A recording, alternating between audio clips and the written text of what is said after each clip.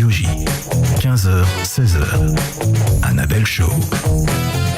Bonjour à tous, ici Annabelle Show, vous êtes bien sur Radio J. Bienvenue dans notre nouveau rendez-vous, le Late Show de l'après-midi, avec mon invité que vous allez découvrir dans quelques instants. Nous sommes mercredi, j'envoie plein de force à tous les parents qui s'occupent de faire le taxi ou la nounou pour leurs enfants aujourd'hui.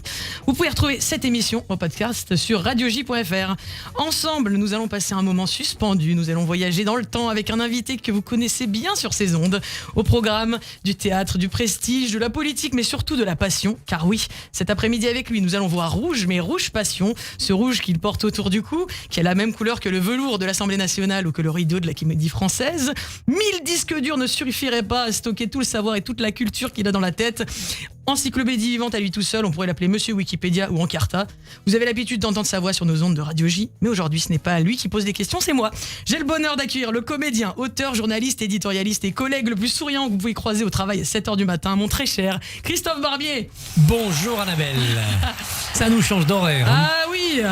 Non mais vous êtes constant, vous avez le même sourire à n'importe quelle heure de la journée, j'ai l'impression. Quand on est à Radio J, quelle que soit l'heure, il fait soleil. Ah, quel professionnel. Vous allez bien cette très rentrée? bien, Comment très, ça très se bien. passe? Enfin, même si la rentrée politiquement est compliquée, oui, tendue, inquiétante, floue, donc voilà. En même temps, on vous voit beaucoup du coup sur les chaînes d'infos en mode pronostiqueur. C'est pas du foot, mais c'est la politique, quoi. Oui, mais c'est ça, mais on brasse un peu du vide quand même. On formule des théories sur des hypothèses qui s'effondrent les unes après les autres.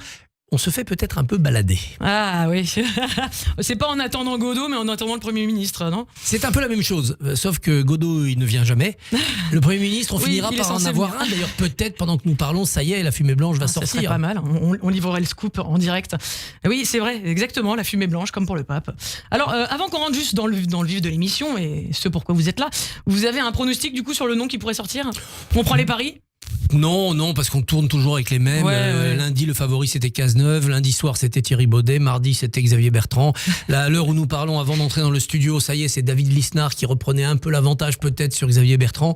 Bon, je pense que le président de la République, soit il a une idée de ce qu'il veut faire et il enfume un peu tout le monde pour gagner du temps, soit il sait pas. Il sait pas et il se rend compte que quel que soit l'élu de son choix, il l'envoie au casse-pipe. Ouais. Alors peut-être que depuis hier, la gauche s'est un peu adoucie à l'égard de Xavier Bertrand. Et à défaut de le soutenir, bien sûr, le laisserait peut-être travailler quelques semaines ou quelques mois. Peut-être que le président tentera cette hypothèse. C'est à celui qui voudra bien le rôle aussi en même temps. Oui, ils sont nombreux à penser que eux, ils y arriveront.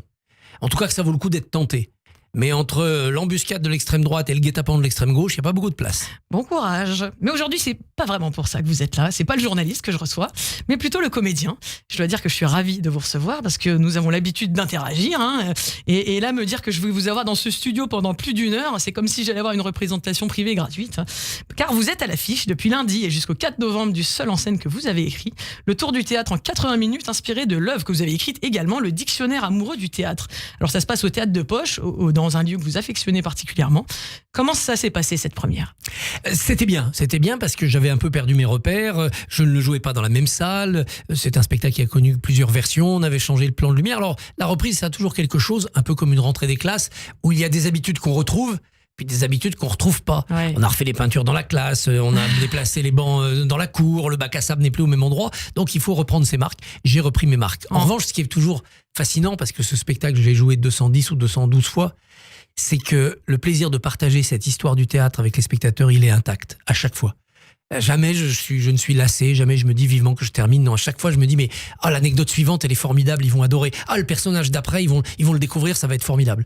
Et ça c'est vraiment un bonheur. Et la magie reprend à chaque fois. Justement, vu que la frustration dont vous parlez que l'histoire ne dure pas assez longtemps et qu'on a envie de les avoir encore, est-ce que des fois vous avez envie de rajouter, puisque c'est vous qui avez écrit, que c'est inspiré de votre livre, est-ce que ça vous arrive de vous dire allez, aujourd'hui je parle de telle anecdote au lieu d'une autre? Mais j'ai rajouté. Bah oui. Au fur et à mesure des années, je n'ai pas cessé d'ajouter quand les spectateurs me disaient vous avez oublié ceci ou vous ne connaissez pas cela. Puis parfois je me disais ça c'est drôle à raconter, je vais l'essayer, puis ça marche alors je le garde. Et puis on finit par arriver à 1h35 de spectacle et les directeurs de théâtre vous disent attention, vous êtes à 19h, il y en a un derrière, ou vous êtes à 21h, faut pas terminer trop tard. Oui, vous faites et donc après, après on choisit. Et puis justement. surtout on essaye de pas être dans le débit de mitraillette parce qu'il faut quand même que les gens puissent déguster. C'est ça, parce que vous avez tellement à dire, c'est vrai on aimerait... C'est pas un cours, donc les gens prennent pas de notes. Tant pis si les personnages sont éphémères. Oui. Ils les découvrent, ils les oublient, c'est très bien, ils reviendront. Et justement, on a quelques avis de gens qui étaient là lundi.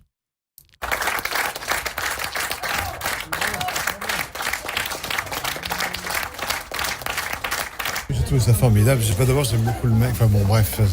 Cette histoire de théâtre comme ça, à toute vitesse, j'ai trouvé ça formidable, très instructif, très amusant, très actuel. Et j'ai appris plein de choses.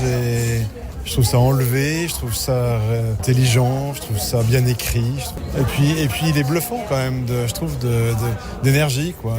Évidemment de culture, mais ça on le savait, mais d'énergie. Ouais, je veux dire, c'était très enthousiasmant et heureuse d'entendre aussi un texte dit avec ce rythme.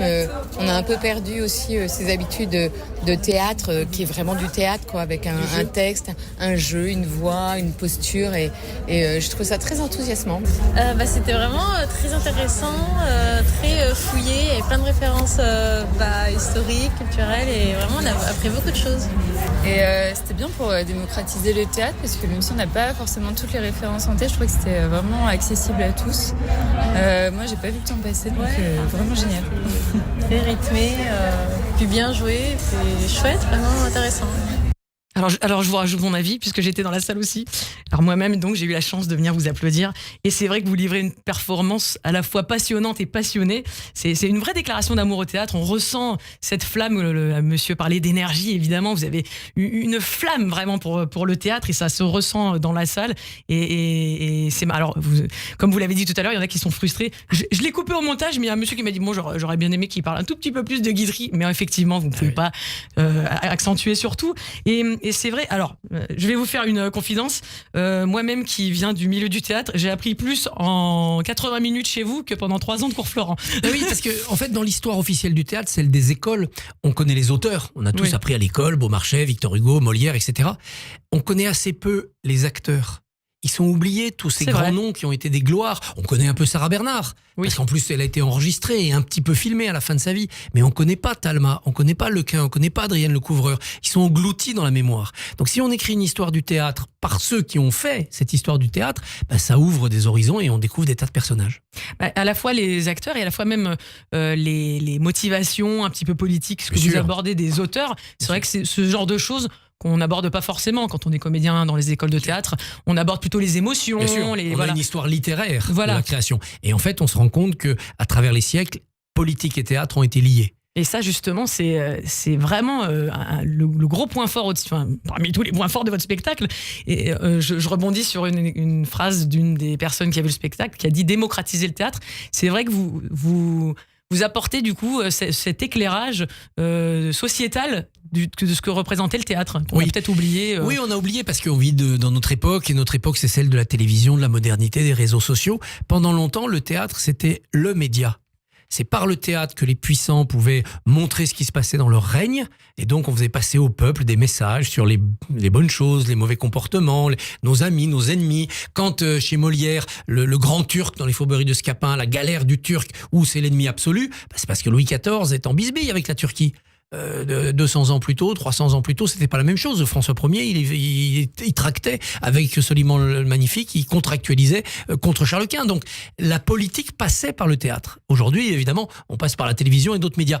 Et de la même manière, les comédiens, les auteurs avaient besoin de la protection royale, au moins de la tolérance du pouvoir pour faire passer leurs idées. Après, ce qui est bien aujourd'hui avec le théâtre, c'est que c'est vraiment un espace de liberté par rapport justement à la télévision. Ça permet quand même aux comédiens, aux auteurs de venir aborder des messages qui des fois n'ont pas toujours leur place d'emblée dans les médias ou dans les chaînes d'infos. Oui. Et du coup, ça crée des tendances pour refaire sortir un sujet. Exactement. On est dans des espaces de liberté, de plus grande liberté, où il n'y a pas d'impératif de consumérisme, d'audience, de modération. Donc oui, c'est redevenu quelque chose qui est à la marge, donc qui n'a plus l'influence d'avant, mais qui a peut-être gagné en liberté. Même pour vous, qui faites ce spectacle, vous le proposeriez comme ça d'emblée dans des chaînes de télé, les gens seraient peut-être pas intéressés, alors que c'est peut-être un moyen de refaire sortir des sujets. Oui, c'est fait pour le spectacle vivant. Voilà, il faut garder cette présence charnelle de ceux qui sont sur scène, de ceux qui sont dans la salle et de ce qui se passe entre ces deux collectivités. Et ça, aucun média numérique ne pourra jamais le donner. Ça n'existe pas. Jamais. Alors on va évidemment revenir sur ce spectacle, cette pépite que vous proposez. Mais avant, j'ai envie de jouer avec vous, Christophe, parce que je connais votre sens de la répartie, votre amour des mots. Alors je vais vous proposer. On va s'imposer 3 mots chacun. Moi, je vais vous donner les miens, vous me donnez les vôtres. On va devoir les caser pendant notre conversation, d'accord ? Très bien. Si vous arrivez à le caser, vous avez un petit buzzer bleu devant vous. Et voilà, je vous donne un petit papier. Hop là. Très bien. Voilà, vous me notez les vôtres. Et moi, je vous ai préparé un petit papier. On va aller sur une discipline différente de la vôtre. Je vais vous imposer arithmétique, Oui. pédalo et carabistouille. Pédalo et carabistouille. Ah oui, c'est un registre quand même qu'on a expérimenté. Alors moi, je dois vous donner mes mots. Oui. Ah, très bien. Alors, je vais vous donner le mot agneau, Très bien. Le Agneau, le mot parachute parachute. Et j'attends la suite. et le mot... Roulement de On va faire un tambour. peu de suspense, un peu de roulement de tambour. Allez, succès d'année. Oh là là. Ah, Je vous reconnais bien là. Ah, c'est vicieux ça. Ah ouais, je vous reconnais bien là. Ça, je m'y attendais un peu. Hein. On est monté crescendo. Eh ben, on joue le jeu. Super. Alors, avant d'en savoir plus sur vous et de continuer cette conversation. Alors, je buzz sur le bleu quand je... Alors, vous buzzez sur le bleu. Oui. Quand Dès vous que- trouvez. Voilà. dès que je case Vous un allez des voir, trois mots. l'autre sert à autre chose. Très bien. Comme tout invité que j'ai l'honneur de recevoir, j'ai envie de vous accueillir comme il se doit. Tapis rouge. J'ai envie de vous sortir mon tapis rouge pour l'homme à l'écharpe rouge. Mon cher Christophe, dans le dico homo ubiquité, c'est votre photo qui apparaît, je crois. Comme dans la nouvelle Les Sabines de Marcel Aimé, vous avez le don de vous démultiplier. Vous avez vu, je me suis dit, j'accueille Barbier, je vais lui sortir ma culture, ça va être formidable. À l'inverse de la dette qui guette la France, vous êtes un homme comblé. C'est un mot que vous utilisez souvent. Je suis comblé. Voilà. On sent votre envie de remplir, Oui, j'aime que la vie soit pleine comme un œuf. Et j'ai envie de pouvoir à chaque instant me dire, si je meurs là maintenant foudroyé, est-ce que j'ai vécu ? Oui, j'ai vécu. On n'a qu'une seule vie, donc il faut en avoir plusieurs. Voilà, sinon on est frustré et on peut vivre avec des regrets et il faut pas. Moi, je me souviens de mes rêves d'adolescent, de ma passion pour l'histoire contemporaine, pour le journalisme, pour la politique, de ma passion pour le théâtre. Comment réussir à tout faire ? Alors bien entendu, on se dit que peut-être en faisant tout, en touchant à tout, on fait tout un peu mal. Mais c'est pas grave. Je préfère cette frustration-là à me dire, oui, j'aurais pu choisir une seule voie, essayer d'être monomaniaque. Ouais. D'abord, j'aurais peut-être pas forcément aussi bien réussi dans cette voie-là. Et puis, j'aurais passé ma vie à me dire, oui, mais le reste, si je l'avais fait, si je l'avais essayé. Après cette pression de faire tout un peu mal, est-ce que c'est pas un peu franco-français ? Parce que dans la société française, on n'est pas un peu plus sur des étiquettes que dans certaines sociétés anglo-saxonnes où finalement c'est très bien vu de savoir et faire une telle discipline et d'écrire et de jouer. Non seulement c'est bien vu ailleurs, mais parfois ailleurs, c'est imposé. Si vous voulez gagner Oui. votre vie, faut avoir un boulot la journée. Si vous voulez être comédien le C'est soir, vrai. il n'y a pas de système. On pense à Broadway ou à Exactement. Londres. Ou à Londres. Donc c'est pour eux monnaie courante. En France, on a aussi ajouté ce système un peu des tiroirs. Mais au théâtre, on appelait ça des emplois. Hein. Vous jouez la c'est jeune vrai. première toute votre vie, puis quand vous êtes plus jeune ni première, vous jouez plus. Donc il y avait cette cruauté-là. Moi, j'ai vécu plusieurs époques de ce côté-là. Quand j'ai commencé comme jeune journaliste et que je faisais déjà du théâtre en amateur à l'époque, on me disait oula, n'en parle pas trop, ça fait pas sérieux. Tu peux en faire comme ça, comme tu ferais du golf ou du judo, mais n'en parle pas plus. Après, j'ai vécu l'époque où il y a eu cette mode de la multi-activité. Ou au contraire, dans les entreprises, on valorisait ceux qui avaient des activités ailleurs. La polyvalence. Vous courez le marathon, on va le valoriser dans l'entreprise, on va mettre vos résultats affichés à la cantine. Ah oui. Voilà. C'était une mode un petit peu, voilà. Mais on valorisait ceux qui avaient une autre vie ailleurs. Et on organisait des fêtes où les employés étaient chargés de venir avec leur guitare ou avec leur banjo s'ils étaient musiciens. Et puis maintenant, on est rentré dans une troisième phase où on a le droit d'avoir plusieurs vies. Il faut que ça soit clairement hiérarchisé. C'est quoi votre vrai métier ? Ouais. Non, il n'y a pas de vrai métier. J'en ai 2, j'en ai 3, ça. j'en ai 4. C'est des vrais métiers, tout ça. Non, mais si vous deviez choisir, mais pourquoi je choisirais ? Mon choix, c'est justement de ne pas choisir. Donc on a quand même un peu cette tentation-là, toujours. Justement, là où l'homme lambda passe une journée, vous avez le temps d'en passer 5. Une à la radio, une à la rédaction, une à l'écriture, une à la télé, une au théâtre. Et je me dis que votre secret, en fait, c'est que vous n'avez pas la même perception du temps que nous, autres mortels. En fait, en exclusivité radiophonique, je peux le dire à tout le monde, vous êtes un écureuil. Non, je ne suis pas un écureuil, non, je ne suis pas un écureuil. Si, vous en êtes un, et ça tombe bien, c'est votre animal préféré, il paraît. Oui. Et oui, vous êtes furtif, toujours sur le qui-vive, hop, il est passé par ici, hop, il repassera par là, travailleur, pour amener la nouvelle info, telle une petite noisette. Et comme ces petites bestioles à la queue empanachée, mon explication, c'est que vous voyez la vie en slow motion. C'est-à-dire votre perception, elle se fait au ralenti. C'est ce qui vous permet sûrement d'interviewer un député tout en écrivant une pièce sur Offenbach et en déclamant un corneille, le tout en même temps. Hein. Mais oui, j'adore faire plusieurs choses en même temps. Alors certaines demandent de la concentration. Quand vous êtes sur scène, vous faites pas autre chose en même temps. Ça, vous êtes à 100% dans ce moment-là. Mais par exemple, quand vous êtes dans la rue, vous lisez. Moi, je lis en marchant. Quand vous êtes dans le métro, vous travaillez. Quand vous êtes en plateau télé et que la conversation n'est pas forcément toujours passionnante, vous pouvez toujours faire autre chose. Moi, il m'arrive parfois, en télé, de me réciter mes textes de théâtre. Ah ouais. Et si j'arrive à la fois à me réciter mon texte et à écouter ce qui se dit, Et à donner votre avis en plus. et pour pouvoir donner son avis, ça veut dire qu'on est bien concentré. Ça veut dire qu'on sait bien le texte parce qu'il peut se dérouler dans un coin de la tête et on ne perd quand même pas le fil de la conversation. Donc ça veut dire qu'on maîtrise les deux côtés du fil du funambule. Vous voyez, on est bien équilibré. Vous avez On un... peut pas faire ça avec tous les adversaires. Quand vous êtes face à Louis Boyard ou à Sébastien Delodu, oui, là faut être bien faut être à concentré. Je vous ai 100% déjà là, vu à ouais, l'œuvre ouais. et effectivement, faut être sur le ring à 1000%. Ah ouais, ouais. Mais du coup, vous êtes un peu l'exception qui confirme la règle quand on parle de la blague. Les femmes sont multitâches et les hommes sont juste des tâches, quoi. Mais, bon. Mais du coup, votre ennemi favori, donc votre antagoniste, comme on dit au théâtre, c'est le temps. Hein, et donc vous vous amusez à le défier en permanence. Buvons, chers amis, buvons le temps qui fuit. Nous y convie, profitons de la vie autant que nous pouvons. Vous savez d'où ça vient ? Ah, je vous ai mis une colle. J'ai mis une colle à Christophe Barbier. C'est quoi, c'est Figaro ? C'est Molière, C'est dans Molière. Le bourgeois gentilhomme. Dans le bourgeois gentilhomme, très bien, je m'y replongerai. Ouais, bon, je vous ai dit, soir. je fais semblant d'étaler ma culture. Mais comme Macbeth qui tue le temps dans l'acte 2, scène 2, vous passez votre temps à tuer le temps. Et je vous remercie de m'avoir accordé un peu de temps, vos précieuses minutes, pour tenter de mieux vous connaître. Alors, le théâtre est votre meilleure arme, parce qu'il n'y a que sur scène que le temps est suspendu. C'est vrai ? Oui, c'est vrai. C'est un moment que personne ne peut vous prendre. Quoi qu'il se passe ailleurs, vous êtes là et vous devez être là. Donc, vous êtes détaché de la course contre le temps. Et puis, c'est à ce moment-là que vous avez l'illusion de maîtriser le temps. J'accélère, je ralentis. Qu'est-ce qui se passe ? Tiens, ce soir, ça me semble long. Quoi, c'est déjà bientôt fini ? Le rapport au temps devient une sorte de face à face. Vous le modelez. Vous le modelez, ce temps. Et je pense qu'il n'y a pas beaucoup de moments dans la vie où on ne subit pas le temps, mais on le modèle, on le contrôle. Et c'est là qu'on se rend compte que le temps est une dynamique, une monture qu'on peut faire aller au trot ou au galop. Le temps n'est pas une arithmétique. Ah, bien ! L'arithmétique, on calcule et puis 2 plus 2 égale 4 et 2 plus 2 égale 4. Je me suis fait avoir comme un agneau. Le temps est une dynamique, c'est-à-dire que vous avez avec lui un dialogue. Voilà. Et ça, c'est fondamental.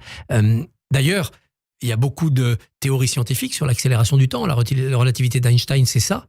Et puis, l'idée que plus on avance dans la vie, plus le temps passe vite, qui est une idée évidemment fausse, mais qui est une réalité existentielle, elle participe de cette volonté. La cavalcade du temps accélère, donc vous devez maîtriser cette monture. Et c'est vrai qu'en théâtre, c'est très important d'avoir cette maîtrise du temps, parce que des fois, en comédie notamment, c'est à la seconde près qu'une exactement. blague passe bien ou sûr, pas, en bien fait. Sûr, bien sûr.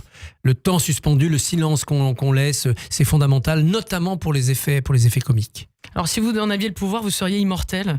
C'est quelque chose qui revient assez souvent. Mais jusqu'à preuve du contraire, je suis immortel. Jusqu'à preuve du contraire. C'est vrai. Et c'est vrai pour vous aussi. Oui, c'est vrai. Vous aimeriez bien être un Highlander, bon, sans épée, mais avec un brigadier, ce bâton qui sonne les 3 coups, hein, pour dire que ça recommence à chaque fois. Et comme votre rêve est d'aller sur la Lune, le théâtre vous permet déjà d'atteindre les étoiles, n'est-ce pas ? Oui, mais je préfère la Lune aux étoiles. Les Ouais, étoiles, elles sont loin, elles sont froides, et puis on sait qu'elles brillent de loin et qu'elles brûlent de près. La Lune, elle nous appartient. Puis la Lune, c'est Cyrano de Bergerac, le vrai, Cyrano Savinien Hercule, qui a écrit sur la Lune, et puis le Cyrano d'Edmond Rostand, qui s'adresse à la Lune au moment de mourir. La Lune, son ami. J'ai une fascination pour la Lune. S'il a un Elon Musk quelconque nous entend, On propose des billets. moi je pars tout de suite et je vous dis, je prends un aller simple. Vous entendez Je cette reste musique ? là-bas. Je ne sais pas si vous allez reconnaître. C'est un film que vous connaissez. Ah, c'est un film que j'aime bien. Ouais. C'est la musique d'Interstellar. C'est pas Interstellar, Non, c'est mais pas c'est le Interstellar. même sujet. C'est un film, c'est Gravity. Bienvenue à Gattaca. Bienvenue à Gattaca. Oui, oui, tout à fait. On en a parlé l'autre jour. Oui.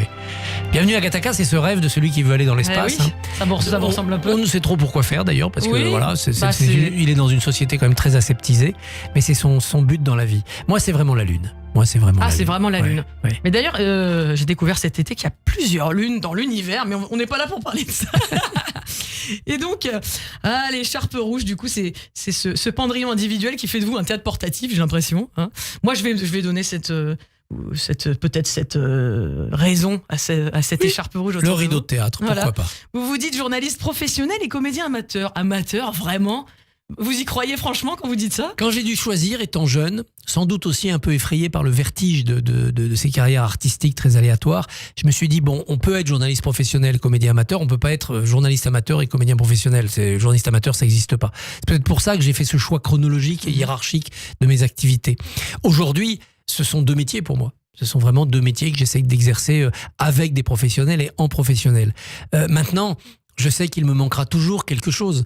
Le fait à 20 ans de ne pas avoir fait le cours Florent ou une autre école, de ne pas être parti sur les routes avec une carriole, par rapport aux, entre guillemets, vrais comédiens, je n'ai qu'une partie de ce parcours. Mais bon. Est-ce que être vrai comédien, c'est pas tout juste partager des choses avec un public, peu importe le parcours. Exactement, et peu importe la date à laquelle on commence à exercer cette vocation. C'est comme quand on voit des gens faire des carrières et finalement ne pas avoir fait d'études. Il n'y a pas un modèle de carrière. Non.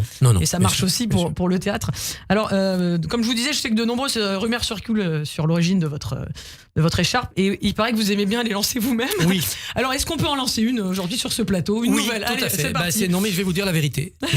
L'histoire vraie de cette écharpe, c'est François Hollande. François Hollande qui m'a un jour donné cette écharpe. Il était jeune député, totalement inconnu. J'étais allé le voir en Corrèze. Il faisait froid, donc je suis arrivé là-bas. Moi, je tremblais de froid. Il m'a dit ça m'étonne pas. J'ai prévu pour vous. Il m'a donné une écharpe pour que je puisse le suivre dans sa campagne.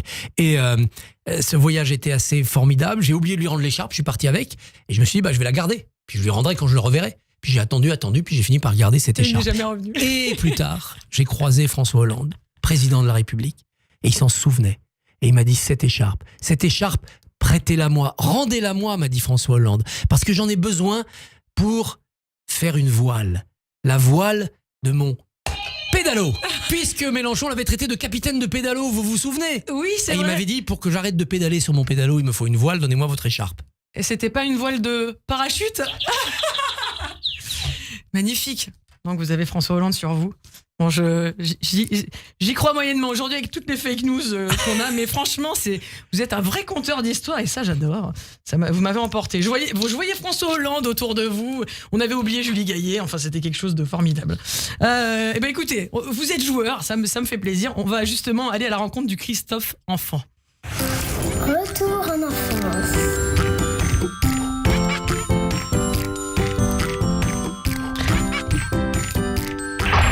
Lâche! Qui que tu sois, je te reconnaîtrai, car je t'ai marqué à la main. Et quand il sera temps, si tu ne viens pas à la Gardère ira à toi. Vous l'avez reconnu? Oh, Jean Marais. Jean Marais, formidable. Votre enfance est bercée de grandes épopées dans ce que vous aimez, les histoades de KPDP, les aventures de Tintin, la folie des grandeurs. Vous avez soif d'aventure quand vous êtes enfant. Ah oui, quand je suis enfant, je grandis en Haute-Savoie, dans la nature, et mon imaginaire, c'est ça, c'est l'aventure. C'est le KPDP, c'est le héros au grand cœur, c'est la tulipe noire, c'est le bossu, c'est D'Artagnan, c'est plus tard au théâtre, bien sûr, Cyrano. Donc cette version-là du héros, à la fois généreux, désintéressé et courageux, bretteur, ça c'est vraiment mon imaginaire au début. Oui. Et du coup, vous vous dites déjà à cette époque-là que vous pourriez faire quelque chose là-dedans dans votre vie? D'abord, c'est ça qui m'emmène vers le spectacle, vers la fascination de faire du théâtre. Moi, j'ai grandi dans une vallée éloignée de Haute-Savoie. Je suis allé au théâtre après en avoir fait. Je suis monté sur scène comme jeune collégien avant d'aller au théâtre voir des spectacles. Ah, oui. Donc pour moi, c'était la télévision qui m'emmenait au théâtre ce soir ou qui me montrait ces acteurs formidables dans les comédies de KPDP. Et je voyais bien que je n'avais rien du héros. Ni le physique, altier, ni le courage, ni la force, mais ça ne me décourageait pas. Je voulais être de cette engeance-là. En fait, c'était une fascination pour la chevalerie et les codes de la chevalerie. Et je suis resté très attaché à cela, à tout ce qui est chevaleresque. Notre époque s'en est un peu éloignée, il faut le dire. C'est vrai. On va revenir sur votre enfance dans quelques instants, mais tout d'abord, une petite pause avec le Flash Info d'Etainit Belaïch. –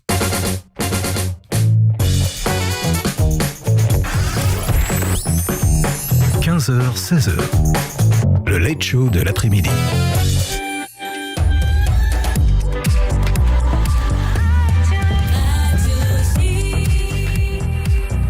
Il est 15h30, bonjour à tous, bienvenue sur Radio J, c'est l'heure du Flash avec Etainit Belaïch.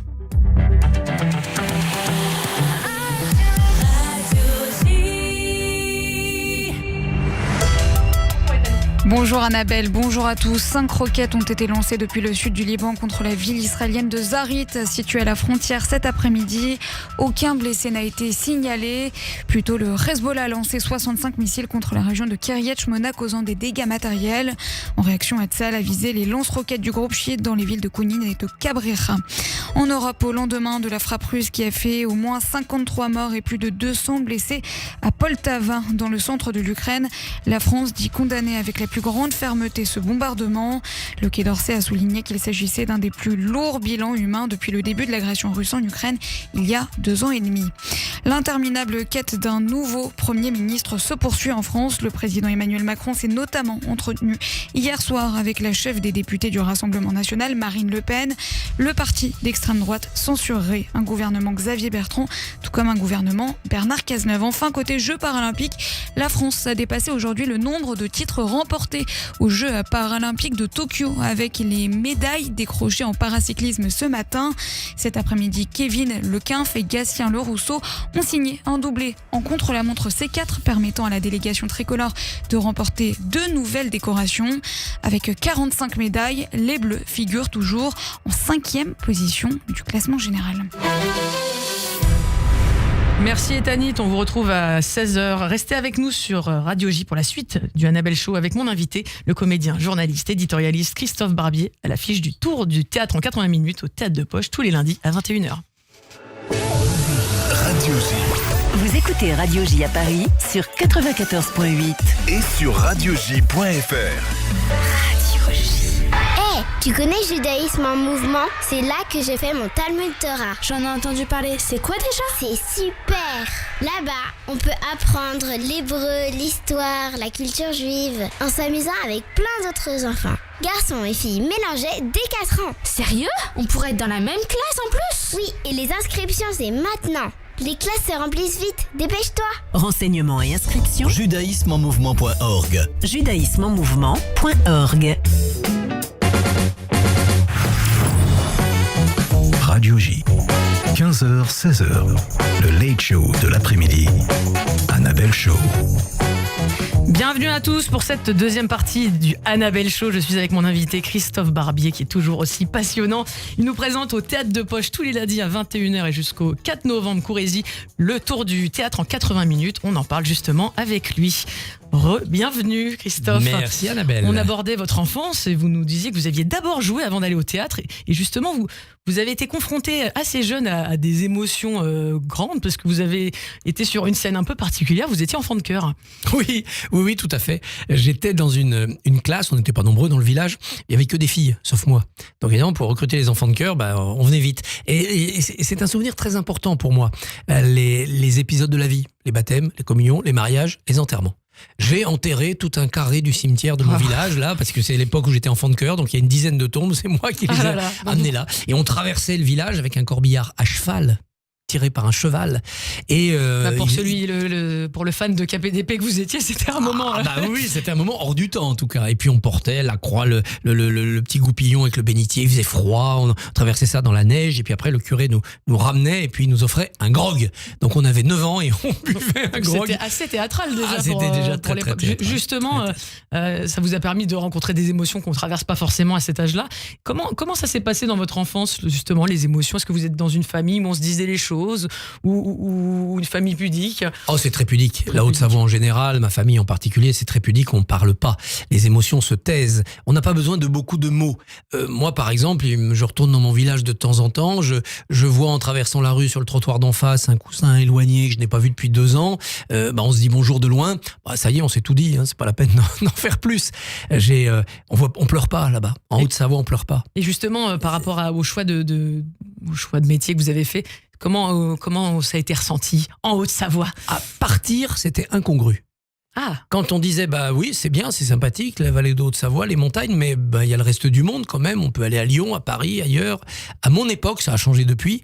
On vous regardait avec des grands yeux. Mais pourquoi partir? À quoi ça sert? Qu'est-ce que tu vas faire là-bas? Et moi, j'ai vu des camarades, notamment des jeunes filles, avoir de très bons niveaux scolaires. Et non, elles voulaient rester.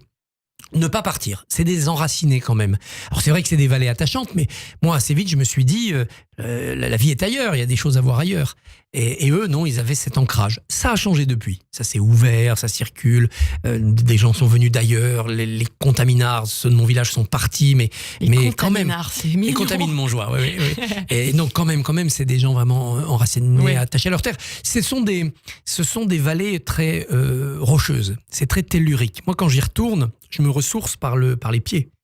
on le sent, cette présence magnétique de la roche, de la montagne. Est-ce que c'est pas ça ça vient pas de là justement votre attrait pour la Lune? Peut-être, il y a quelque chose de vertical entre le très profond et puis le très haut. Et c'est vrai que quand on est en serré de montagne, qu'est-ce qu'on fait? On lève les yeux vers la Voie lactée, vers les astres et vers la Lune. Et il y a sans doute quelque chose de cela. Là où quelqu'un qui habite au bord de l'océan, il va regarder horizontalement, il va regarder l'horizon, il va être attiré vers le large. Mais le large, c'est à la même hauteur, c'est loin. Là, non, nous, on regarde plutôt vers le haut, c'est le seul moyen de s'échapper, c'est d'aller vers le haut. En même temps, pour la personne, les pieds sur terre et la tête dans les étoiles que vous êtes, c'est assez cohérent. Alors, vous êtes né 2 fois, je dirais, Christophe Barbier. La première fois, le 25 janvier 1900... On peut le dire, 67, c'est pas si vieux, c'est le siècle dernier, mais bon... Donc en Haute-Savoie. Écoutez, je ne sais pas quelle sensibilité j'ai à faire, mais bon, je me doutais que ce n'était pas un secret pour vous. Et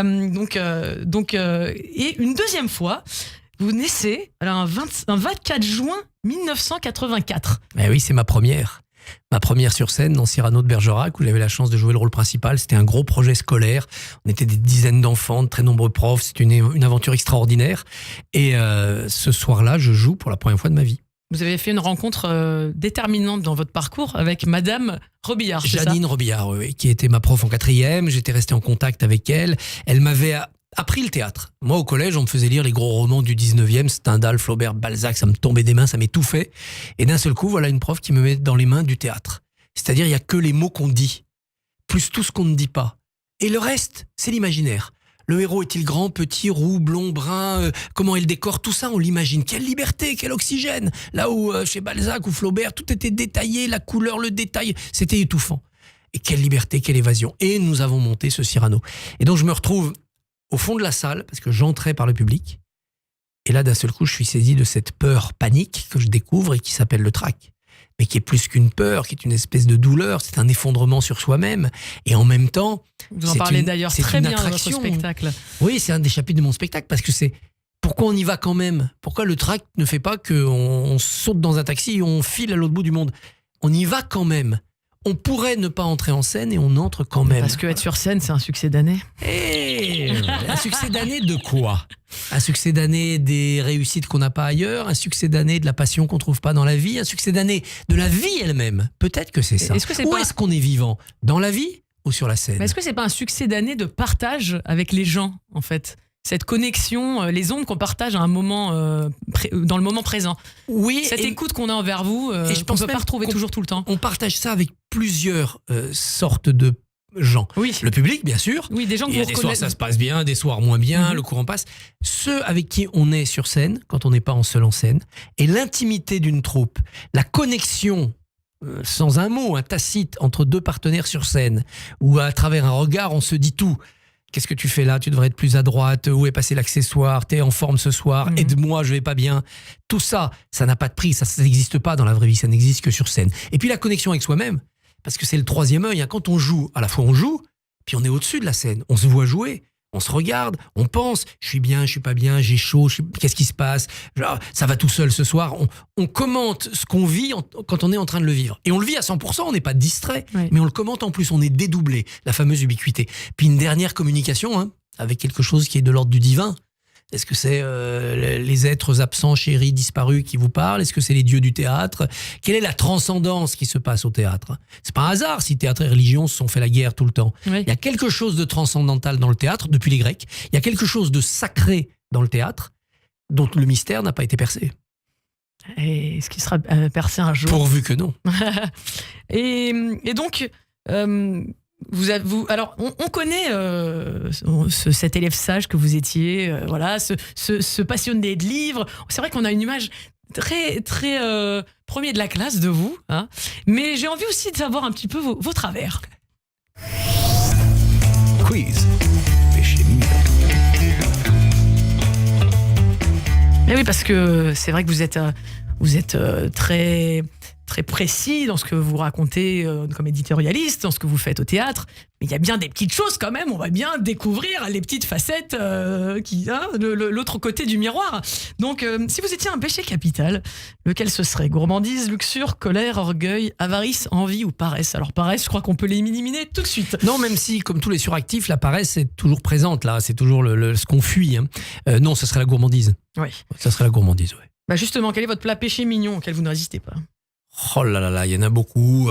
J'aime beaucoup les endives au jambon de ma maman. J'aime beaucoup pratiquement toute la cuisine italienne, donc les pâtes. Il y a énormément de choses qui me donnent du plaisir et pour lesquelles je me donnerais volontiers. Oui. Quelle est la musique honteuse que vous adorez écouter? Ce qu'on peut pas dire dans les grands dîners. Il y en a pas tant que ça, mais il y en a quand même. Par exemple, j'ai toujours apprécié et je continue à écouter les disques de quelqu'un qui est devenu Oresco référence. C'est Diams. Ah oui, la rappeuse rebelle des banlieues scoop. qui est devenue une espèce de prosélyte de l'islamisme le plus rigoriste, qui s'est complètement perdu, mais enfin qui s'est transformé. Voilà, c'est son destin. Elle a eu aussi des moments très difficiles. Elle a fait de l'asile psychiatrique, etc. Les destinées personnelles sont improbables, mais reste ce qu'on a été à un moment donné. Et là aussi, elle est piégée par ce qu'elle a dit, par ce qu'elle a fait sur la libération de la femme, sur l'affirmation, sur la colère, sur la révolte. Et je n'adhère pas du tout au fond idéologique de ce qu'elle véhiculait dans ses chansons. Mais cette espèce de boule d'énergie dans ce monde du rap qui était quand même et qui demeure extrêmement macho, pour pas dire misogyne, phallocrate, je trouve que ça manque un peu à notre société. On n'a plus de rappeuses. Oui, c'est vrai. On n'a plus de rappeuses. Oui, c'est vrai qu'aujourd'hui on parle d'égalité, de parité, mais c'est vrai qu'il y a encore beaucoup de disciplines. Le monde du rap, il peut tout être. Il peut être antisémite, il peut être raciste, il peut être violent, il peut être misogyne, homophobe. Il n'y a aucun problème pour le monde du rap. Ça manque un peu d'une rappeuse qui viendrait leur donner des coups de pied quelque part. Toute personne féminine qui a envie de se lancer, c'est le moment. Peut-être que vous serez produite par Christophe Barbier, allez savoir. Alors maintenant, quel est votre film honteux que vous adorez regarder? J'ai passé mon enfance avec mes cousins à regarder en riant beaucoup des films qu'aujourd'hui me semblent complètement idiots, quoi. La 7e compagnie au clair de lune. Je revoyais l'autre soir Le gendarme et les extraterrestres. Je l'ai revu. Franchement, c'est pas bon. Mais ce qui me plaît, c'est pas tant le film, même si Louis de Funès est un comédien extraordinaire. Valère Novarina a consacré un essai théâtral à Louis de Funès. C'est vraiment quelqu'un à ne pas mépriser. Et puis c'est du grand comique populaire, c'est très bien, mais c'est pas bon dans l'écriture, dans les gags, c'est lourd, c'est bas. Mais il y a du génie comique, voilà. Et puis surtout, en voyant ça, moi je revis mon enfance. Bien sûr. Donc c'est cette nostalgie aussi qui fait le plaisir de revoir ces films-là. Alors, commère ou discret? Plutôt discret. Je sais ne pas dire. Je bavarde beaucoup, je parle beaucoup, c'est mon métier de parler, c'est ma passion, mais je sais aussi ne pas dire. Et si on me confie un secret, je le tiens, aucun problème. Vous savez, rien n'est plus pesant qu'un secret. Le porter loin est difficile aux dames, et je sais même sur ce fait bon nombre d'hommes qui sont femmes. C'est La Fontaine. Joli, je l'aurais pas trouvé, j'avoue, mais... Voilà, j'adore retrouver. Je suis admirative des gens comme vous qui savent ressortir une citation au beau moment. C'est formidable. C'est de la gourmandise, ça aussi. C'est la gourmandise des mots. Mytho ou réglo? Réglo. Je suis pas mytho. Trop réglo, d'ailleurs, je manque un tout petit peu de vice. J'aurais pas pu faire de la politique. Oui. Je dis ce que je pense, voilà. Et je considère comme un privilège d'avoir le droit de dire ce que je pense. Vous venez de répondre à la Je ne suis pas l'homme des carabistouilles. Joli. Vous avez rempli le défi, moi aussi, parfait. Voilà. Langue de pute ou langue de bois? Ni l'un ni l'autre, mais plutôt quand même, parce que c'est quand même un des plaisirs de la vie, un peu langue de pute, quoi. Quand on est entre copains, qu'on boit une bière. Dans le métier que vous faites en plus, avec tout ce que vous savez. Bien sûr. Et de toute façon, comme on sait ou comme on devine tout le mal que les autres disent de nous dans notre dos, autant rééquilibrer un petit peu. Hein. Ne nous privons pas. Le rééquilibrage des forces. Jaloux ou je m'en fous? Je suis pas jaloux du tout. Je considère la jalousie comme un sentiment stupide. Mais à quoi ça sert? Est-ce que ça vous ramène l'autre? Non. Est-ce que ça vous fait moins souffrir? Non. Est-ce que ça vous venge? Non. Enfin, c'est vraiment stupide, quoi. C'est vraiment totalement gaspiller son énergie ou son sentiment. Et puis vous n'avez pas le temps, en fait. D'abord, j'ai pas le temps d'être jaloux, c'est du temps perdu. Et puis c'est de l'émotion boomerang. Elle fait parfois mal à l'autre, éventuellement, mais elle vous fait surtout mal à vous, elle vous revient en pleine figure. Non, c'est stupide. À l'heure ou à la bourre? Le métier que nous faisons nous oblige souvent d'être à l'heure pour être en direct. Donc j'ai pris cette habitude et je déteste être en retard. Quand je suis en retard quelque part, j'en ressens un sentiment de honte et de culpabilité. C'est vraiment quelque chose qui m'est très désagréable. Il y a un seul moment où il faut être en retard, c'est l'heure de sa mort. Je dis jusqu'à preuve du contraire, nous sommes immortels. C'est de qui? Est-ce que c'est du Guitry, ça? C'est de moi. Bordélique ou maniaque? Plutôt rangé. Je dirais pas maniaque, mais ma grand-mère disait une place pour chaque chose et chaque chose à sa place. On gagne beaucoup de temps et on fait beaucoup de choses en étant à peu près ordonné. Rancunier ou je laisse passer? Oh, pas rancunier du tout. Moi, j'ai aucune rancune. J'oublie pas. Pas le temps non plus. J'oublie pas, mais j'ai pas le temps d'être rancunier. Oui, on a tous commis des erreurs, on a tous fait des bêtises, et puis voilà, il y a très peu de choses qui sont impardonnables. Encore une fois, faut pas oublier. On sait, tiens, lui, je lui parle, mais il y a 5 ans, il m'en a fait une, et je lui parle. On va pas passer la vie là-dessus. Donc non, la rancune, ça aussi, c'est du temps perdu. Puis c'est pareil, la rancune, c'est quelque chose qu'on accumule en soi. Oui, ça vous pénalise, ça vous empêche. Ça vous alourdit. Si ça vous libérait, tant mieux. Mais bon. Puis la rancune, c'est quoi? C'est la lâcheté de pas se venger. C'est parce qu'on se dit, ouais, je me vengerai bien, mais j'ai peur, ou j'ai pas envie d'aller en prison, ou bien qu'on préfère transformer ça en rancune. Oui, donc c'est pas très beau. Fleur bleue ou fleur blasée? Oh, fleur bleue. Oh, je suis resté fleur bleue, très romantique, très chevaleresque, avec ce qu'il y a comme naïveté dans tout ça. Non, je suis très, très fleur bleue. De ce côté-là, j'ai toujours 17 ans. Oui. C'est joli ça. Cool ou colérique? Je me mettais très rarement en colère. Je me mets très très rarement en colère. Je me souviens quand je dirigeais l'Express, 1 ou 2 fois j'ai piqué des colères, mais ça surprenait tout le monde. Mais je suis vraiment très très peu colérique. C'est vraiment rarissime. Est-ce que je vais Même si parfois on met un peu de théâtre, il s'agit d'expliquer aux enfants que non, on ne peut pas renverser la confiture 3 fois par jour. Est-ce que je vais réussir à trouver quelque chose? Du coup, c'est quoi votre pire défaut? Je suis peut-être trop modéré. Ça énerve parfois les gens, cette idée de toujours chercher le juste milieu, la bienveillance, la bienveillance. Oui, c'est vrai que c'est quelque chose. C'est peut-être ça. Et du coup, en arrangeant, en essayant de toujours tout arranger, en n'allant pas au conflit, pour certains, ça apparaît comme une forme de couardise, de pas vouloir affronter les choses en face, ou d'hypocrisie parce qu'on essaye de faire tout tenir. On parlait de Molière tout à l'heure dans la Var. Vous avez Maître Jacques qui essaye de rabibocher le père et le fils. Alors il dit au père ce qu'il veut l'entendre, et puis au fils ce qu'il veut l'entendre. Alors il dit au père, le fils est d'accord avec vous, tout est arrangé, et puis au fils, le père vous donne raison, ça va. Puis quand ils se reparlent, le père et le fils, ils se rendent compte que non, ils sont pas du tout d'accord, et ils se mettent dessus. Donc peut-être que j'ai ce défaut-là. Et votre pire bêtise? Ma pire bêtise? Oh là là, qu'est-ce que j'ai fait comme pire bêtise? Je me suis marié 3 fois, mais je considérerais pas les 2 premières comme des bêtises. Oui, c'était une question de moment.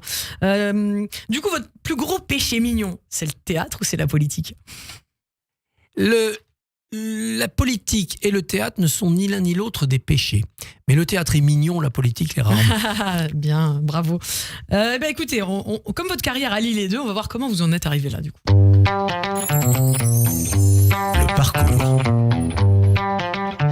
Alors on a vu que cette date fatidique, en 84, était la ligne de départ sur la route du succès. Et comment se passe le parcours justement quand vous décidez à la fois d'aller vers la politique et le journalisme, et à la fois de faire du théâtre votre passion?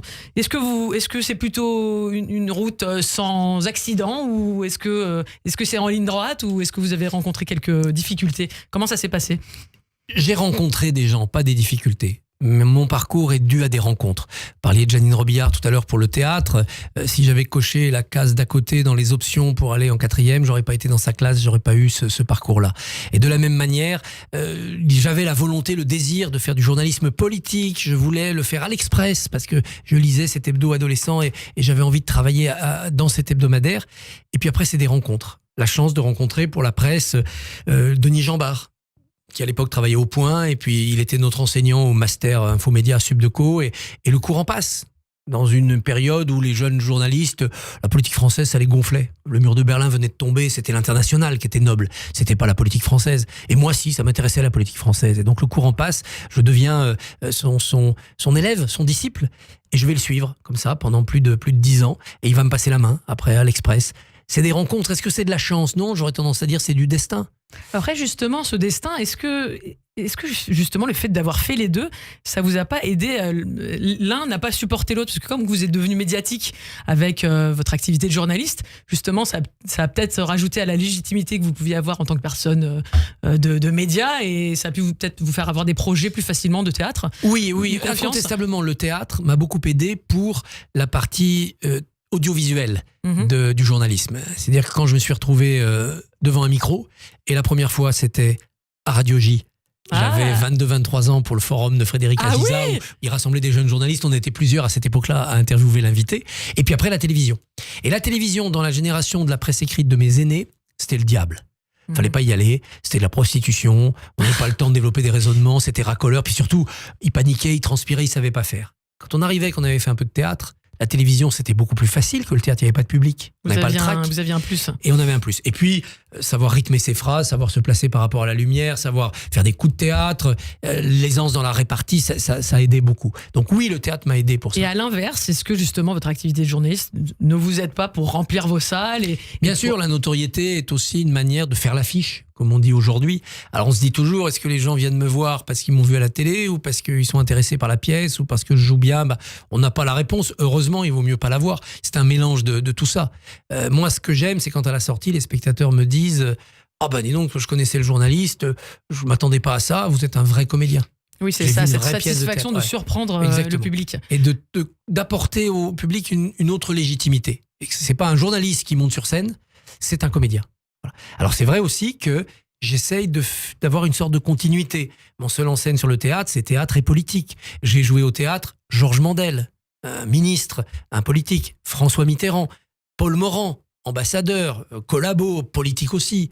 Et donc j'ai toujours veillé à ce qu'il y ait une forme de continuité. Vous aviez même fait un spectacle avec Max Jolivet. J'ai fait un spectacle sur la présidentielle. Voilà. On a joué un spectacle qui s'appelait Nous Présidents. Je jouais mon personnage d'éditorialiste politique. Il faut essayer de ne pas être dans la contradiction, mais d'être dans la continuité. Et puis parfois, je me suis tenté. Je me dis, tiens, si un jour je jouais vraiment complètement autre chose. Un Fédo. J'en ai fait en amateur, mais en professionnel, jamais. Un Labiche, un boulevard de contemporain. Vous n'aimeriez pas vous lancer là-dedans? Ah si, j'aimerais. J'aimerais un jour, dans une troupe, jouer du Molière, du Goldoni. Voilà, on lance des appels. Bien sûr. Là, parce que je vous vois bien tout à fait disponible. Sur les grands boulevards, à l'affiche, dans des grandes pièces comme ça, avec des portes qui claquent. Oui, avec grand plaisir. Quand peut-être vous aurez un petit peu levé le pied du journalisme, ou alors vous êtes tellement multifonction que vous pourriez faire les deux. Plus on en fait, plus on arrive à en faire. Exactement. C'est ça la clé. Et justement, donc plus on en fait, vous êtes arrivé comme ça à une troupe de joyeux lurons depuis quelques temps qui s'appelle.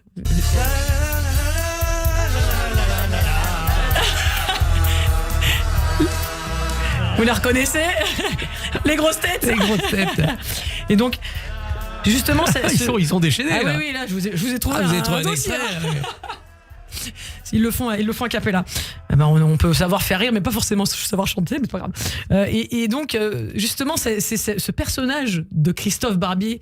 Parce que du coup, vous êtes devenu vous-même un personnage qui vous a ouvert certaines portes.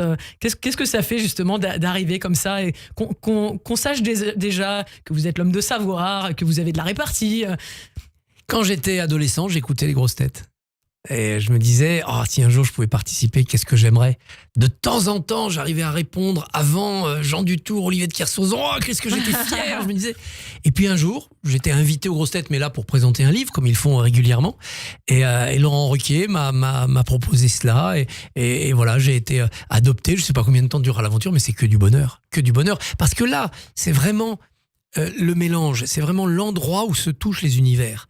Roselyne Bachelot fait partie des grosses têtes. Elle vient de la politique, mais elle sait faire ça. C'est aussi votre collègue par ailleurs sur BFM. Oui, Christine O'Krent, Valérie Trierweiler. Christine O'Krent, elle a dirigé l'Express, comme moi, elle est aux grosses têtes. Valérie Trierweiler, elle a fait de la politique avec François Hollande, elle a fait du journalisme, elle est aux grosses têtes. Et qu'est-ce que c'est les grosses têtes? C'est ce carrefour des destins.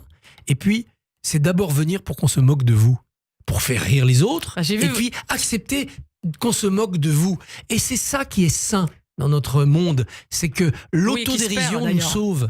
Quand la garde républicaine danse autour d'Aya Nakamura, on se passionne, on se déchire, c'est scandaleux, c'est bien, le français n'est pas respecté, la garde républicaine, c'est génial. Moi j'ai trouvé ça extraordinaire. J'adore qu'on se dispute, que notre pays se dispute pour des histoires comme ça montre qu'on est un grand pays.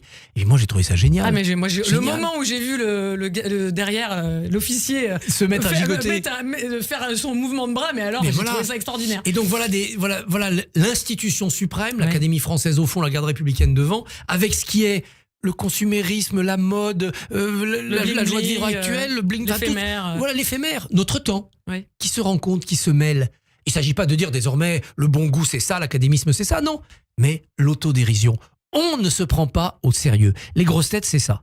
Interdiction de se prendre au sérieux. Et franchement, si la France a apporté quelque chose au monde, c'est quand même ça, ne pas se prendre au sérieux. Les Britanniques aussi sont bons pour ça. Justement, dans votre première aux grosses têtes, on vous voit vous faire dézinguer, mais vous avez justement ce sniper qui est en vous, qui arrive à répondre à tout, quoi. Et c'est plaisant, cet échange comme ça, que des fois vous n'avez pas avec le public, parce que c'est pas possible avec ce que vous présentez, mais là, avec des camarades de jeu, ça vous fait quoi? Oui, c'est très agréable. D'abord parce qu'en effet, parfois on prend des coups et on en donne, et puis il n'y a aucune méchanceté. Le seul but, c'est de faire rire les gens et de faire rire de soi. C'est ça qui est essentiel. Donc ça devrait être remboursé par la sécurité sociale. Mais justement, est-ce que vous n'avez pas... vous ne faites pas partie de ces personnes qui a conscience, quand on prend comme ça cette vie avec légèreté et qu'on a envie de la savourer pleinement, est-ce que la mort n'est pas présente à votre esprit d'une certaine manière, vu que vous avez été confronté quand vous étiez enfant justement à ces cérémonies funéraires, etc. Est-ce qu'on n'a pas encore plus conscience que la mort est présente quand on goûte la vie comme vous le faites? Bien sûr, moi j'y pense tous les jours à la mort, voilà. À la mort des autres, aux gens qui sont plus là. C'était un point quand même que j'avais avec François Mitterrand, ça. Mes morts m'accompagnent et la mort est une pensée omniprésente. 10 fois dans la journée, je me dis tiens, si là je mourais, ou j'imagine des catastrophes, mais ça me rend pas triste, ça me tire pas vers le bas, au contraire, ça me fait pétiller plus encore. Goûtons la vie. Il faut pouvoir s'arrêter à chaque instant avec 2 pensées. Si je meurs maintenant, est-ce que j'ai vécu? Et si l'instant que je suis en train de vivre revient éternellement, c'est-à-dire la théorie de Nietzsche de l'éternel retour. Nous vivons un instant, imaginez que ça soit l'éternité. Tous les jours vous allez vivre ça, le jour sans fin. C'est un enfer ou c'est un paradis? Par exemple, si Annabelle Shaw revient pour l'éternité dans ma vie, ça va. Ça va. Je m'en tire bien. Pareil pour vous. Vous avez tellement à me raconter, on pourrait passer l'éternité ah oui, ce serait à faire formidable. cette émission. On ferait même du théâtre. On montrait une pièce ensemble et ce serait extraordinaire. Voilà. Écoutez, justement, on parle de théâtre. J'ai envie de vous faire un petit jeu. J'ai envie de vous faire jouer. Jouer dans le vrai sens du terme. Au défi. Alors, c'est un des premiers exercices que j'ai appris au théâtre. Ça s'appelle l'adresse. Et je vous donne une phrase. Allez, ça va être un alexandrin. Et vous devez le jouer avec les intentions différentes que je vous donne. Je pense que vous devriez arriver. Essayer. Allez. Alors, l'alexandrin est celui-ci. Ça y est, on a choisi le Premier ministre. Ça y est, on a choisi le Premier ministre. Faut faire une diérèse pour avoir les 12, mais on va le faire. Mais on n'est pas obligé de l'entendre, Alexandra. Je vous l'ai donné comme ça. Alors, est-ce que vous pourriez me jouer ça dans la joie? Ça y est, on a choisi le Premier ministre. Dans la tristesse. Ça y est, on a choisi le Premier ministre. Visiblement, c'était pas le bon. Dans le sarcasme. Ça y est, on a choisi le Premier ministre. C'est marrant, il y a un petit côté Titi parisien qui arrive dans ce... Le Titi parisien est sarcastique. Oui. Implorant, questionnant. Ça y est, on a choisi le Premier ministre. Bégayant. Ça y est, on a choisi le Premier ministre. Terrifié. Ça y est, on a choisi le Premier ministre. Je me suis cru à un court-métrage à chaque fois, Christophe. Et écoutez, j'espère que ce sera celui dans la joie, évidemment. Vous jonglez comme ça avec légèreté dans l'exercice, ça fait vraiment plaisir à voir. J'ai eu l'impression d'être James Lipton de l'Actor Studio, si vous connaissez ça. D'ailleurs, je vous conseille, il y a une vidéo qui est diffusée avec Robin Williams, et qui justement joue pendant quelques minutes, juste avec une écharpe. Je vous invite à regarder cet extrait, parce qu'avec juste une écharpe, on peut jouer tout un tas de personnages. Je vais regarder ça. D'un empereur à Cléopâtre, voilà. Je vous invite à aller le découvrir. On va tout à l'heure continuer dans le bonus de cette émission. Et tout d'abord, on reparlera encore évidemment de votre actualité, de ce tour du théâtre en 80 minutes, qui est donc passionné, enflammé, et que vous jouez donc au Théâtre de Poche tous les lundis à 21h. On aura encore l'occasion de parler de quelques petites anecdotes que j'ai envie qu'on partage. Et avant cela, on va marquer une petite pause avec le Flash Info d'Etanit Belaïch. On se retrouve dans quelques instants. Suivez-nous avec Christophe Barbier, mon invité, dans le Annabelle Show sur Radio J. Radio J. Bonjour, c'est Lise Gutmann. Le 10-11, Lise Gutmann. Ravi de vous retrouver tous les matins au programme Judaïsme, divertissement, communauté. Radio J.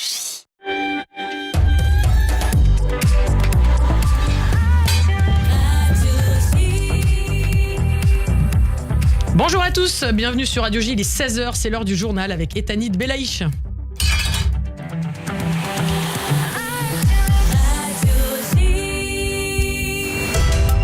Bonjour à tous. Au 334e jour de guerre en Israël, le Hezbollah a tiré 5 missiles contre la ville de Zarit dans le nord du pays cet après-midi. Aucun blessé n'a été signalé. Depuis ce matin, le groupe terroriste a lancé plus de 70 roquettes contre la Galilée.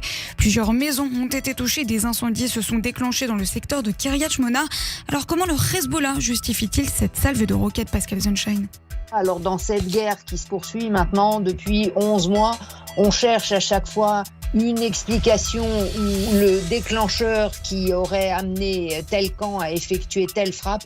En l'espèce, aujourd'hui, il n'y a pas de raison objective à ce que le Hamas ait tiré une telle salve aussi concentrée de plus de 60 roquettes sur la région de Kiryat Shmona, mais qui a besoin évidemment de raisons dans cette guerre de harcèlement menée par le Hezbollah depuis le début du mois d'octobre. Notre correspondante en Israël, Pascal Sunshine, notait qu'en réaction de ça, elle a mené des frappes dans les villes du sud du Liban. Des lance-roquettes du groupe chiite utilisées pour frapper la Galilée ont notamment été visées dans les villes de Kounin et de Cabrera. Pendant ce temps, Washington maintient la pression pour obtenir un accord de libération des otages et une trêve à Gaza. Les États-Unis ont appelé hier soir Israël et le Hamas à faire preuve de flexibilité pour finaliser cet accord. Il reste des dizaines d'otages à Gaza qui attendent toujours un accord qui les ramènera chez eux, a rappelé le porte-parole du département d'État, Matthew Miller. La population palestinienne, qui souffre également de terribles effets de cette guerre, ne peut se permettre d'attendre plus longtemps. Le monde ne peut se permettre d'attendre plus longtemps, a-t-il martelé. Les États-Unis qui lancent des poursuites contre 6 dirigeants du Hamas pour terrorisme. Les poursuites visent notamment Yahya Sinwar, le chef du Hamas à Gaza, pour avoir planifié la campagne de violence, de masse et de terreur de cette organisation terroriste depuis plusieurs décennies, y compris le 7 octobre. C'est ce qu'a déclaré le procureur général des États-Unis, Merrick Garland, dans une déclaration vidéo hier. Notez que 3 d'entre eux sont déjà décédés et parmi eux, Ismaël Haniyeh, l'ex-chef du bureau politique du groupe terroriste qui a été éliminé dans une frappe israélienne le 31 juillet dernier à Téhéran. Un mois de plus derrière les barreaux, c'est le temps supplémentaire que va passer le défenseur des baleines Paul Watson en prison. Sa détention ayant été prolongée par la haute cour du Groenland cet après-midi. Le fondateur de l'ONG anti-chasse Sea Shepherd sera derrière les barreaux jusqu'au 2 octobre. Le militant écologiste américano-canadien avait été arrêté le 21 juillet sur la base d'un mandat d'arrêt international émis par les autorités japonaises. Le Japon demande en effet l'extradition de Paul Watson pour une affaire d'altercation avec un navire baleinier dans les eaux antarctiques qui date de début 2010. Politique à présent en France, le président de la République va-t-il enfin annoncer son choix de Premier ministre 2 mois après les législatives? Le verdict pourrait finalement tomber d'ici à la fin de la journée. C'est l'objectif, révèle une source dans le camp présidentiel cité cet après-midi par l'AFP. Un interlocuteur qui ajoute que le président des Hauts-de-France, Xavier Bertrand, tenant de la droite sociale, et l'ex-premier ministre socialiste Bernard Cazeneuve sont toujours dans la course. Si une désignation n'est en rien garantie dans la journée, plusieurs responsables politiques appellent le chef de l'État à trancher. Pour la chef de file des écologistes, Marine Tondelier, les Français n'en peuvent plus de ce feuilleton institutionnel à rebondissement. Enfin, du sport avec cette pluie de médailles pour les paracyclistes français cet après-midi. Thomas Perroton d'Arte a décroché la médaille d'or en contre-la-montre C3. C'est le 3e sacre de la journée pour les Français. Kevin Lequinf et Gatien Lerousseau ont eux signé un doublé en catégorie C4, le contre-la-montre sur lequel Alexandre Léoté a aussi brillé, mais en catégorie C2 ce matin. Et s'est offert sa 3e médaille de ces Jeux paralympiques, une nouvelle décoration en or. On l'écoute. Je voulais faire mieux qu'à Tokyo, je pense que c'est chose faite. Je l'avais pas annoncé, mais c'était mon objectif numéro 1 ici. La piste c'était plus secondaire, j'avais vraiment préparé le chrono parce que c'est là où j'avais le plus de lacunes. Et j'ai vraiment mangé beaucoup d'heures sur le vélo et je suis très content que ça paye aujourd'hui. C'était donc le double médaillé d'or en cyclisme, Alexandre Léoté, ce matin. Merci Ethanit, on vous retrouve demain à partir de 14h. Restez avec nous sur Radio J pour la cerise sur le gâteau, la dernière partie du Annabelle Show avec Christophe Barbier qui nous présente son spectacle Le Tour du théâtre en 80 minutes au Théâtre de Poche. C'est tout. Bonjour à tous, c'est Léa Moscona. Radio J. Je vous retrouve tous les matins de 9h à 10h sur Radio J. Les experts ont la parole. Ils nous parlent bien-être, voyage, culture, gastronomie et art de vivre. Le tout dans la bonne humeur. Le 9-10, Léa Moscona. À demain. Radio J.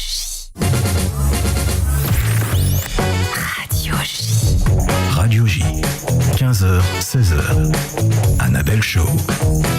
Bonjour à tous, vous êtes sur Radio J. Si vous nous rejoignez ici, Annabelle Show pour la dernière partie de cette émission. Nous sommes en direct avec Christophe Barbier, venu nous présenter son actualité au Théâtre de Poche, un théâtre qu'il aime beaucoup. Il joue avec passion le tour du théâtre en 80 minutes, les lundis à 21h. Justement, Christophe, j'ai envie de...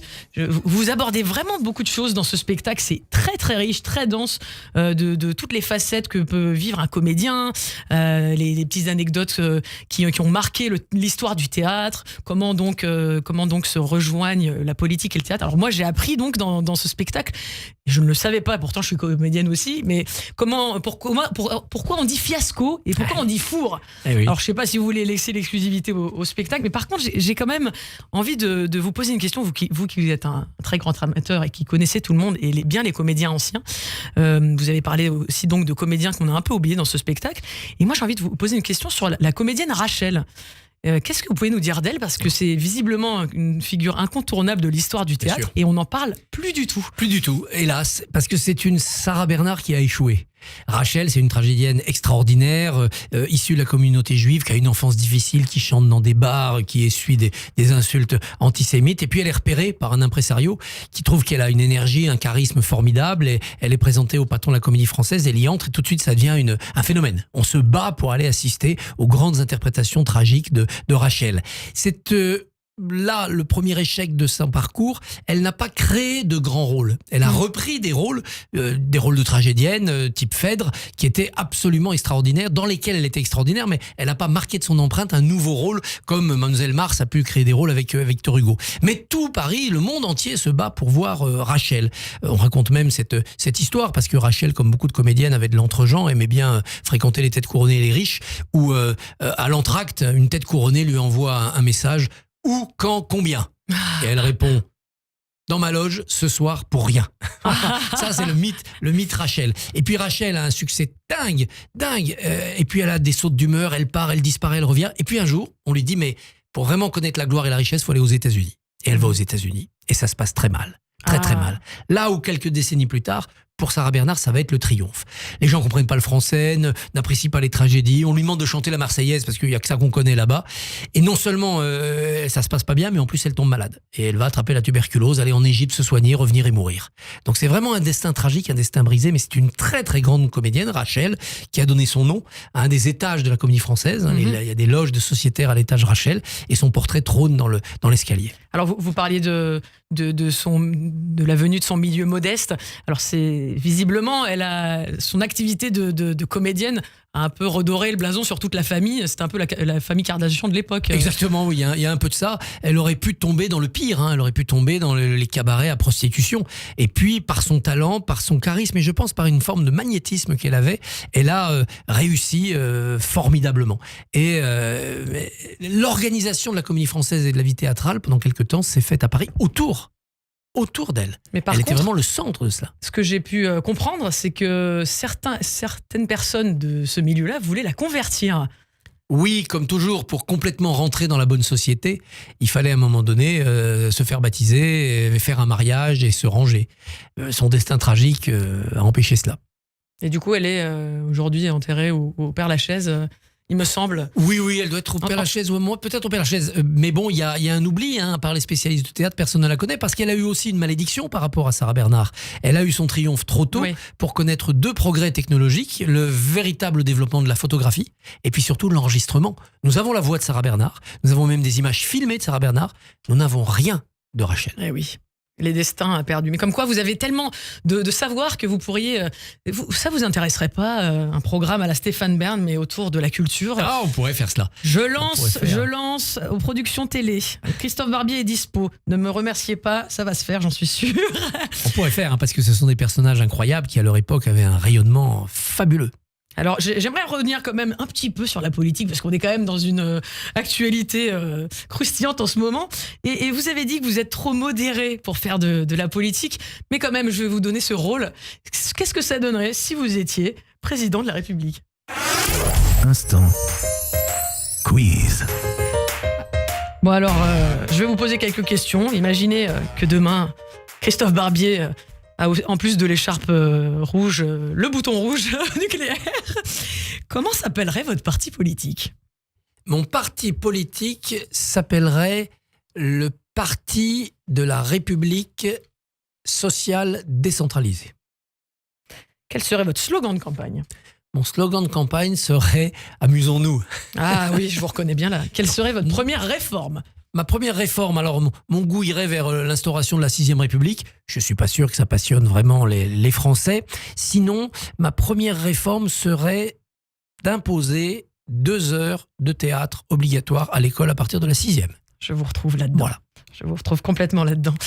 Alors, je vais vous poser une colle là, parce que visiblement, il y en a qui n'arrivent pas à répondre à cette question. Qui serait votre Premier ministre ? Mon Premier ministre serait d'abord une Première ministre. Elle n'existe pas dans la classe politique actuelle. Ce serait soit une grande élue locale, une maire de grande ville, une présidente de région, soit une femme d'entreprise. Qui composerait votre gouvernement, un gouvernement idéal ? Ça peut être des réponses pas forcément sérieuses. D'abord, ça serait un gouvernement resserré. Je pense qu'au-delà de 20, c'est plus un gouvernement, quoi. C'est vraiment une armée mexicaine. Donc ça serait 20 personnes. Ce seraient des politiques, c'est-à-dire des gens qui ont été confirmés par l'élection, qui se sont déjà dévoués pour l'intérêt général. Quand je dis politique, c'est pas forcément élu à la tête d'un parti ou par un parti, mais quelqu'un qui, par exemple, dirige une grande ONG ou une grande association ou peut-être certaines grandes entreprises pourraient être qualifiées de politiques. Des gens qui présentent un engagement particulier. Oui, et puis des gens qui ont montré tout au long de leur carrière un exemple de bienveillance et de tolérance. Ah oui, les 2 mots d'ordre de Christophe Barbier. Si vous deviez inventer un ministère, il s'appellerait comment ? Si je devais inventer un ministère, ce serait le ministère du voyage sur la Lune. On retrouve vos rêves oui. d'enfant. Ah oui. Vraiment, il y a une série là-dessus avec Steve Carell, le brillant Steve Carell, un Américain, justement, qui parle de cette conquête actuelle pour revenir sur la Lune et la bataille entre Chinois, Américains, qui c'est le premier à s'installer là-bas. Voilà. Non, sinon, je créerais aussi un vrai ministère de la culture. Non pas que l'actuel soit un faux ministère, mais la partie communication, c'est-à-dire l'audiovisuel public, les législations numériques, tout ça, ça écrase. Et donc, la peinture, la sculpture, le théâtre, la danse, c'est la portion congrue. Donc, on nomme des ministres qui sont d'abord des gestionnaires de la première partie. Il faudrait recréer un secrétariat d'État aux Beaux-Arts, comme on disait sous la Troisième République. Oui, aux arts nobles, ancestraux. Vous choisiriez qui comme Marianne ? Pour être Marianne, je choisirais Elsa Le Poivre de la Comédie Française. Ah oui, c'est une comédienne que vous aimez particulièrement. Que j'ai eu la chance, ça aussi c'est les bonheurs de la vie, de découvrir quand elle était encore élève en cours de théâtre à Agen. Donc j'ai écrit le premier article sur elle et dès les premiers mots qu'elle a prononcés, dès ce premier rôle qu'elle a joué devant moi, j'ai su que ça serait une très très grande et elle est devenue la plus grande. Et comme Marian, puisqu'on est en parité. Ah oui, c'est vrai, on est obligé de prendre un Marian. Alain Delon jeune, il vient de disparaître, mais quand même en beauté masculine, je crois qu'on n'a pas fait mieux. Ou bien, parce qu'il a fait plus de théâtre qu'Alain Delon, Gérard Philippe. Ah d'accord. Vous ne me dites pas Didier Sandre, que vous admirez particulièrement. Non, je l'admire, mais je ne le mettrai pas en Marian. C'est plutôt la figure du sage, Didier Sandre. Mais voilà quelqu'un qui est un modèle aussi de bienveillance, de tolérance et de douceur.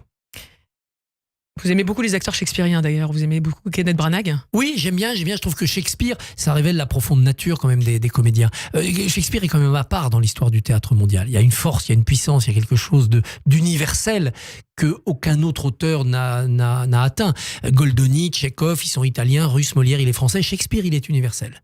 Il n'y en a pas beaucoup comme ça. Il y a quelques Grecs peut-être et il y a Shakespeare. Il y a un extrait qui a été diffusé assez récemment où on voit des acteurs illustres shakespeariens, Benedict Cumberbatch, Ian McKellen, Judi Dench, qui se partagent une réplique. Oui. Donc to be or not to be, et ils se battent pour savoir comment il faut vraiment dire cette phrase. Et le prince Charles, il était prince à l'époque, Charles leur donne voilà, c'est vraiment formidable. à voir. Voilà l'esprit ne pas se prendre au sérieux. Oui. Chez nos amis britanniques, il est vivace aussi. C'est vrai. Ce fameux pince sans rire, comme quoi on peut être à la fois dans la rigidité des conventions et en même temps apprendre à rire. Quel événement vous pourriez décréter comme férié ? Le 17 février, c'est l'anniversaire de la mort de Molière. Quelle devise afficherait-on sur les mairies et les écoles ? Liberté, égalité, fraternité, il n'y a pas tellement plus beau. Alors peut-être qu'on pourrait ajouter sororité puisqu'il y a fraternité, mais bon, on va dire que c'est inclus dans fraternité. Mais peut-être que j'y rajouterais bienveillance. J'aurais parié, j'aurais gagné. Qu'est-ce que vous aboliriez pour toujours ? Beaucoup de choses ont déjà été abolies pour toujours. Ah, si je pouvais abolir l'antisémitisme. Ah. Mais je crains que ça ne soit une vue de l'esprit. Bah écoutez, c'est des cycles, hein, comme vous l'avez évoqué avec Rachel, c'était déjà là avant, ça revient. C'est la profondeur de la nature humaine. Vous savez, ce proverbe qui dit si les Juifs n'existaient pas, les antisémites l'inventeraient. C'est pas faux. C'est-à-dire que voilà, c'est dans la nature humaine, cette méchanceté suprême. Alors, on va pas parler de méchanceté maintenant, Non. on va revenir justement à votre bienveillance naturelle et aux leçons de sage que vous pouvez nous délivrer avec ce parcours que vous avez. Si tu parlais à l'enfant que tu étais. Vous qui avez fréquenté plusieurs milieux, à la fois du journalisme, de la politique, de la vie, de la Haute-Savoie, enfin vous êtes très multiple. Si vous parliez à l'enfant que vous étiez, ou à vos propres enfants d'ailleurs, quel genre de conseils vous pourriez leur donner? J'aimerais que vous complétez les phrases que je vais vous donner. La clé du bonheur, c'est... Ne jamais s'ennuyer. Oui. Le secret du succès, c'est... Ne pas s'en préoccuper. En amitié, il faut beaucoup de... Constance. Ah, l'amour, c'est vraiment... Irremplaçable. On reconnaît le grand fleur bleu que vous êtes. Surtout, méfie-toi des...